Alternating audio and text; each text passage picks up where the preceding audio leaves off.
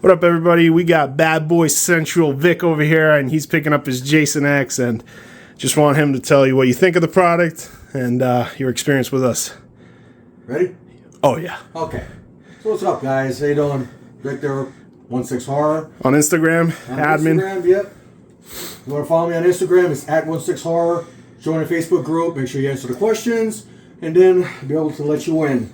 So this run, Jason X, I know a lot of people were not fond of the movie, but I personally enjoyed it, and I loved the look of Jason before he became Uber Jason. Very unique the way they show how he started transforming back to almost a human, but it's just that they did not want to release him because they want to study him more for his rejuvenating powers. Now, when Dan told me about this project, I wanted to jump on it immediately. Got this figure in hand, and I'm going to tell you, I'm simply blown away. Blown away. So, one, you got the COA right here. All right? Yep.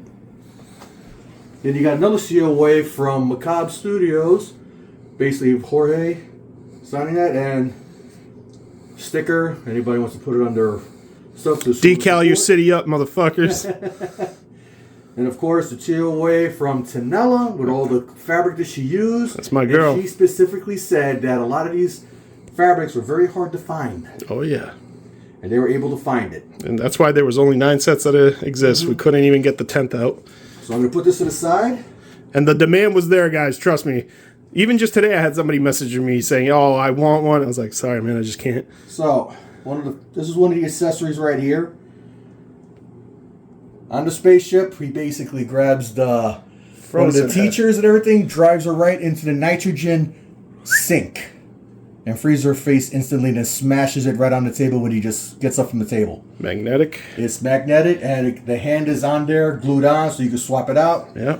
To have that on, so it's definitely a great piece. And I'm so glad I went with this version because there's no way to be able to replicate the body to try to make another figure. Here's another hand right here, holding something if you want to maybe double fist his machetes and everything, but I'm old school and going to stick with one. Now, David did such an amazing job. David Ayers, Tanella's husband. Yep, right here. This is this opening scene where he was actually frozen in the carbonite chamber. This blade right here, amazing. Then we go to the futuristic one, the surgical machete that he took right off the table. That's got to be one of the best machetes ever made, if not the best machete made in this hobby. And it has a little bit of weight as well, too. And also be very careful, it is sharp. Be very careful, especially on the edges over here. Because it's sharp, you could actually nick your finger on that, and the edges are, wow. Then we go to the mask. Now, one of the artists tackled this mask, they did a decent job, but this, spot on to the movie. You cannot go any wrong with that. I don't care what anybody says, you can't go wrong with that at all. Then we go to the main event right here. The figure. Bad boy. Look at that. So I'm going to put this down. I'm going to take the figure out. I'm going to put the mask on so you guys take a look at it.